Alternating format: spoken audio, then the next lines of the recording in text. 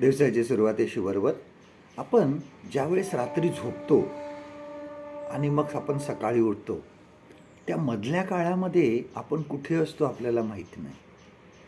आपण खूप गाढ झोपेमध्ये असतो आणि ज्यावेळेस सकाळी उठतो आपण, मधल्या काळामध्ये काय झालं आपल्याला काहीच आठवत नाही. इतकी गाढ झोप लागलेली असते.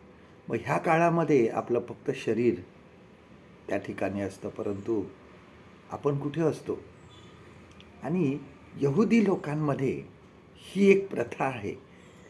ज्यावेळेस यहुदी माता त्यांच्या मुलांना झोपवतात, त्यावेळेस ती ही प्रार्थना त्या मुलांना शिकवतात की मी माझा आत्मा तुझ्या हाती देत आहे आणि तो तू सुरक्षित ठेव. आजही यहुदी लोकांमध्ये ही प्रार्थना प्रचलित आहे की त्या झोपेच्या काळामध्ये समजा सकाळी नाही जाग आली, उठलोच नाही आपण, तर आपला आत्मा परमेश्वराकडे सुरक्षित आहे. आपण पवित्र शास्त्रामध्ये वाचतो की प्रभू येशू ख्रिस्ताने वधस्तंभावरील त्याच्या 7 शब्दांपैकी शेवटच्या शब्दामध्ये देवाला सांगितलं की हे बापा, मी माझा आपला आत्मा तुझ्या हाती सोपवून देतो.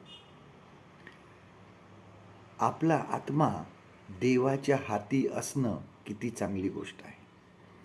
आणि ह्यामध्ये प्रभू येशू ख्रिस्त आणि परमेश्वराचं, बाप आणि मुलाचं नातं ह्या ठिकाणी दिसतं. देवाने, प्रभू येशू ख्रिस्ताने वधस्तंभावर प्राण ह्याच्यासाठी दिला की आपण देवाबरोबर राहू शकू. आपल्याला देवाची मुले होण्याचा अधिकार दिला गेला. रात्री ज्यावेळेस आम्ही निर्धास्त झोपतो, कारण देव आमच्यावर नजर ठेवून असतो. देव आमच्यावर आम्हाला सुरक्षित ठेवत असतो. कारण प्रत्येक दिवस जो आहे, प्रत्येक उजाडणारा दिवस जो आहे, हा देवापासून आहे. आम्ही रात्री झोपल्यानंतर सकाळी डोळे उघडतो, ही देवाची कृपा आहे. आजचं देवाचं वचन आपल्यासाठी हे आहे, स्तोत्रसंहिता 31 आणि 5वं वचन, साम 131 and verse 5.